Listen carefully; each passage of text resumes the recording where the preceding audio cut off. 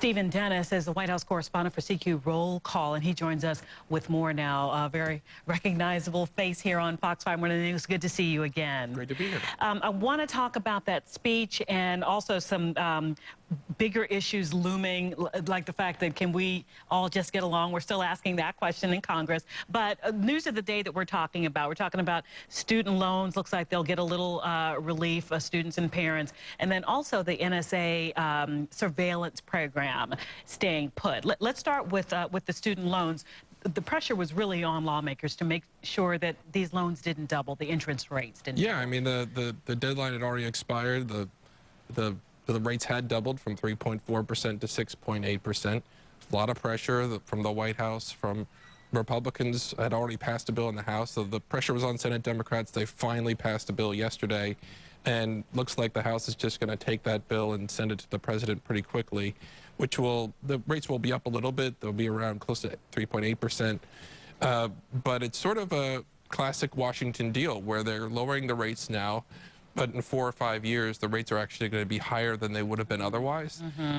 So there were a lot of liberal Democrats, particularly in the Senate, who weren't happy with the White House, that felt like they could have had a better deal if the White House had been tougher. But for right now, what it means is that for millions of folks going back to school this fall, their rates are going to be still relatively low.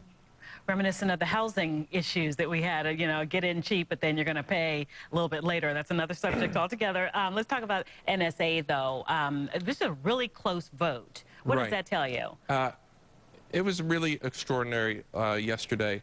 217-205 to beat back this amendment that would have ended the surveillance program that collects phone records for basically all Americans.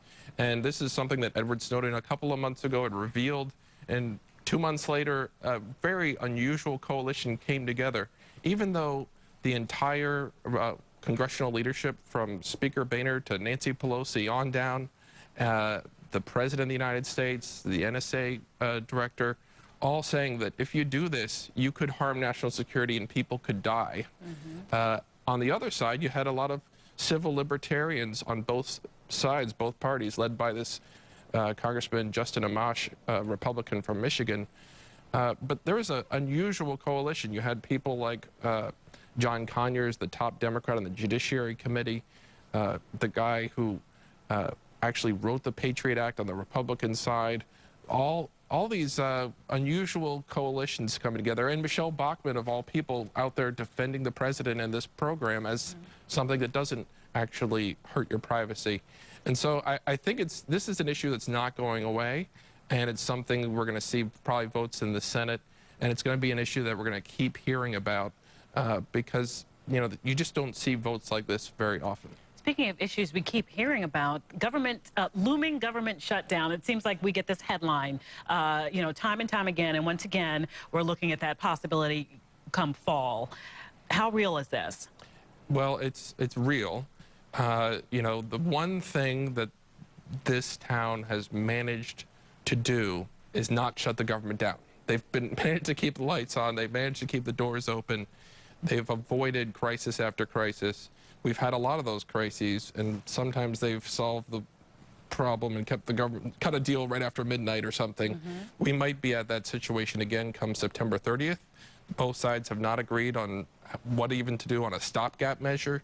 And you have a group of Republicans now saying, well, we want to shut down the government to try and force Obama to repeal Obamacare.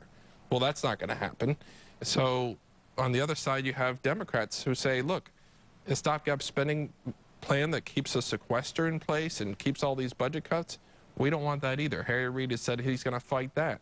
So there's no clear solution. And then right after that, the debt ceiling gets hit again. Right. And we have, more talk of a worldwide calamity if we default on our debt. And the Republicans are saying, before we go along with that, we want even more cuts. So there's no clear solution.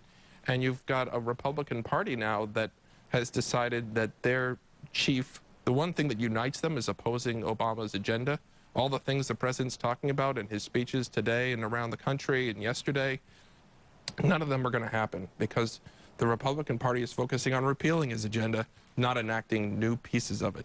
And that's the president's problem. He doesn't have a whole lot of leverage unless he actually says, you know what, I'm going to start vetoing some of these spending bills. And that's what the Republicans are actually worried about. They're saying that if he does that, he'll be the one shutting the government down. There's going to be a lot of blame gaming and pointing fingers. And, you know, hundreds of thousands of folks in the Washington region, obviously, their jobs are going to be hanging in the balance, whether or not they're going to keep getting furloughed or not, whether or not their contracts are going to come through, et cetera. And it's going to be interesting to watch. Well, then please keep your appointment book open for us. We'll be having you back to talk about all that. Stephen Dennis is White House correspondent with Roll Call. Certainly a lot to talk about. Thanks for being here today. We'll be right back.